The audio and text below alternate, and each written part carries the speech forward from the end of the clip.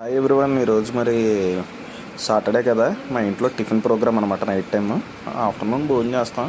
Night అయితే కనుక tiffin chapati prepare చేస్తున్నాం మా మిసెస్.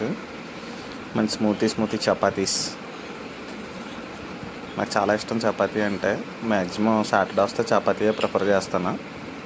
అలా ఫోల్డ్ చేసి చేస్తుంది, బాగా స్లైసెస్ కింద రావడం కోసమని. మంచి ఫ్లఫీగా వస్తాయి అలా మడత పెట్టి చేస్తాయి.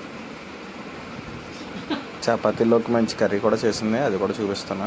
నాకు ఎంతో ఇష్టం. అలాగే ఉల్లిపాయ అది ఎక్కువ వేసుకుని, లైట్గా మిల్ మేకర్ కానీ అలాంటివి ఏమన్నా యాడ్ చేసుకుని ఆ కర్రీ చేసుకుని తింటూ ఉంటే చాలా బాగుంటుంది. లైట్గా నిమ్మకాయ పిండుకుని అందులో ఉల్లిపాయతో తింటే సూపర్ ఉంటుంది చపాతీ.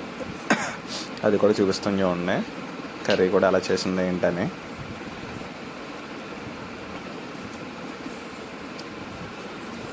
చపాతీ మ్యాక్సిమం పిల్లలు కూడా చాలా ఇష్టపడతారు.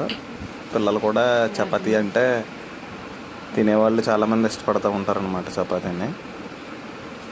నాకు అలా రోస్ట్గా కాల్పించుకుంటే చాలా ఇష్టం. అంటే మరీ రోస్ట్ కాదు, లైట్ బ్రౌన్ అలా వచ్చేటట్టు. మరీ రోస్ట్ అయిపోయింది అనుకో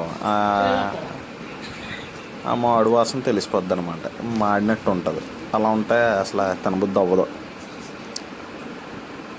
అందుకే అలా బోత్ సైడ్స్ అలా ఫ్లిప్ చేసుకుంటే ఈక్వల్గా అవి బాగుంటాయి అన్నమాట. ఇదేనండి కర్రీ, ఉల్లిపాయ meal maker curry. Hotel style కర్రీలా ట్రై చేద్దామని చెప్పేసి చేసింది. మరి ఇదే అది.